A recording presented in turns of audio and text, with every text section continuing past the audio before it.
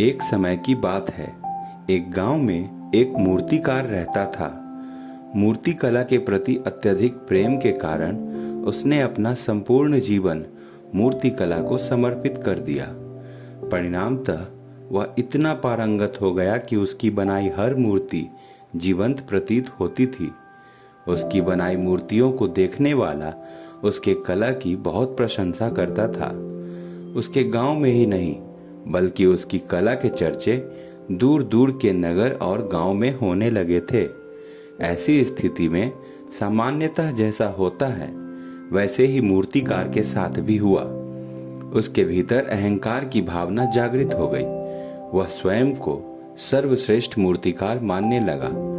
उम्र बढ़ने के साथ उसका अंत समय निकट आने लगा तो वह मृत्यु से बचने की युक्ति सोचने लगा। वह किसी भी तरह स्वयं को यमदूत की दृष्टि से बचाना चाहता था ताकि वह उसके प्राण न हर सके। अंततः उसे एक युक्ति सूझ ही गई। उसने अपनी बेमिसाल मूर्ति कला का प्रदर्शन करते हुए 10 मूर्तियों का निर्माण किया। वे सभी मूर्तियां दिखने में हूबहू उसके समान थी।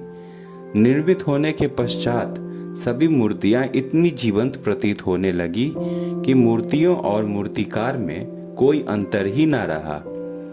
मूर्तिकार उन मूर्तियों के बीच जाकर बैठ गया। युक्तिनुसार यमदूत का उसे इन मूर्तियों के बीच पहचान पाना असंभव था।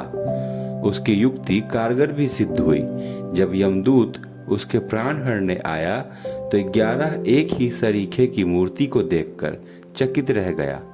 वह उन मूर्तियों में अंतर कर पाने में असमर्थ था, किंतु उसे ज्ञात था कि इन्हीं मूर्तियों के बीच मूर्तिकार भी छुपा बैठा है। मूर्तिकार के प्राण हरने के लिए उसकी पहचान आवश्यक थी। उसके प्राण न हर पाने का अर्थ था प्रकृति के नियम के विरुद्ध जाना, क्योंकि प्रकृति के नियम के अनुसार मूर्तिकार का अंत समय आ चुका था। मूर्तिकार की पहचान करने के लिए यमदूत हर मूर्ति को तोड़कर देख सकता था, किंतु वह कला का अपमान नहीं करना चाहता था। इसलिए इस समस्या का उसने एक अलग ही तोड़ निकाला। उसे मूर्तिकार के अहंकार का बोध था, अतः उसने उसके अहंकार पर चोट करते हुए बोला, वास्तव में सभी मूर्तियां कलात्मकता और सौंदर्य का अद्भुत संगम है, किंतु मूर्तिकार एक त्रुटि कर बैठा है। यदि वो मेरे सम्मुख होता तो मैं उसे उस त्रुटि से अवगत करा पाता। अपनी मूर्ति में त्रुटि की बात सुन अहंकारी मूर्तिकार का अहंकार जाग उठा।